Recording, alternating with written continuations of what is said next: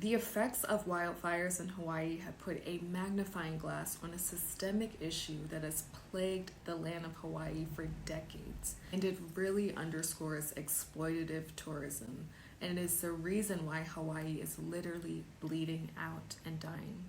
The only way that I can even begin to describe what's occurring is pretty much a term that I've coined, which is neo-colonial leisure exploitation. And it's essentially how tourists are still coming to the land in a colonialistic way to enjoy themselves while they are actively ignoring the suffering of the land and its people. I want to explain a little bit about what this term is and the phenomenon that I have consistently observed that led me to create this term and to coin it. And in order to do so, I will give a background on what is happening in Maui. So the wildfires in Maui, Hawaii, serve as a grim reminder of the ongoing neo-colonial leisure exploitation, which is plaguing the region. So I'm going to break down this term and what led me to coin it as neo-colonial leisure exploitation. And it's essentially a practice that has been plaguing Hawaii for so many years. And it's a form of exploitation that is a direct consequence of tourist practices and the lingering effects of US imperialism, like most things. This form of tourism systemically undermines the ecological and cultural integrity of Hawaii, with tourists playing a central role in the destructive dynamic. Now, before we get into what's happening in modern times with the wildfires, I want to start historically, right? So Hawaii's annexation in 1959 marked the beginning of a new phase of US imperialism, one that transformed the island, into a tourist haven. And this transformation has not been benign. It has fostered an environment where tourists, driven by imperialist narratives and entitlement, engage in activities that erode the local culture, environment, and land. Now, fast forward to the recent 2023 wildfires in Maui, especially the loss of Lahaina and the historic banyan tree. And apologies if I mispronounce those pronunciations. The destruction that we're seeing of these culturally important places are not just natural disasters, but they are cultural tragedies. And the response of tourists to these events could not be more disgusting. I'm just gonna start.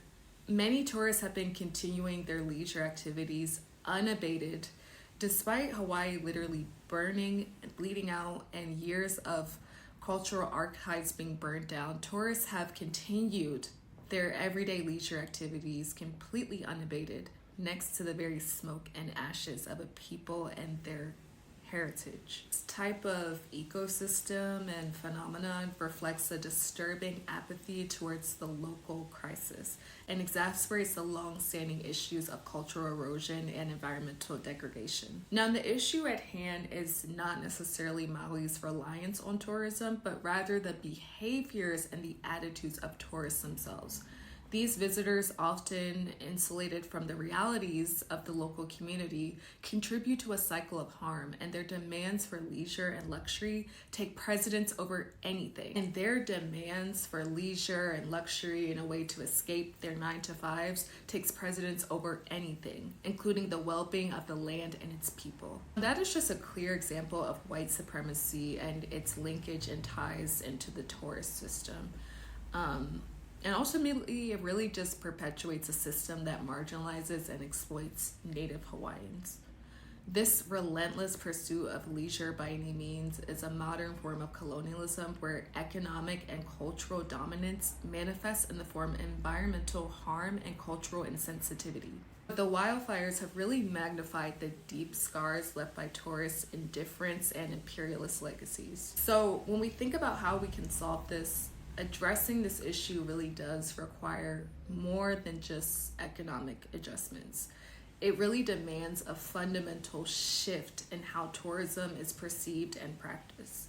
And there are really great people doing the work against this. Initiatives like the Hawaii Land Trust are crucial, yet the change must also come from the tourists themselves and the broader structures that enable such exploitation.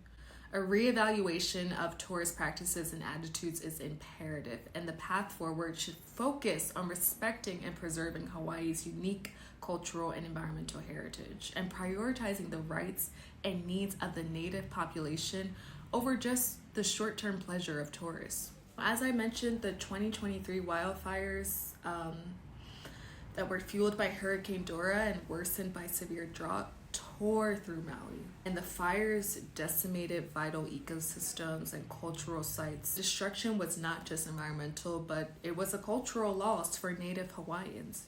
Tourism in Hawaii, a sector rooted in colonialist practices, has transformed into a mechanism that often exploits the land and its people. Since Hawaii's statehood in 1959, the tourism industry has surged, driving up housing prices and displacing Native populations.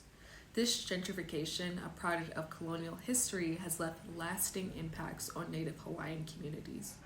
Post-fire, as the ruins still smoldered, hotels became refugees for those displaced, while tourists continue to arrive, completely ignoring the plight of what has just occurred. I think that this situation underscores the long-standing disregard for Native Hawaiian experiences and for Native Hawaiian life.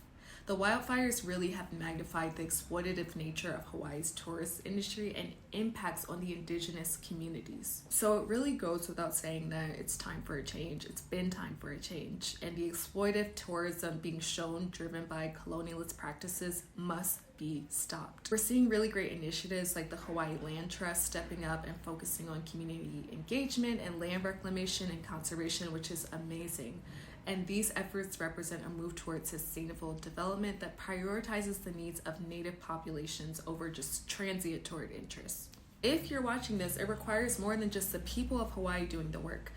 The tourists and the outside people need to stop these practices. And as Hawaii navigates the aftermath of the fires, we must recognize the harmful impacts of tourism and really work towards a future that respects and revitalizes indigenous culture and history. So I stand and we stand with Hawaii, advocating for a future where Native communities are prioritized and their rights to the land and self-determination are respected.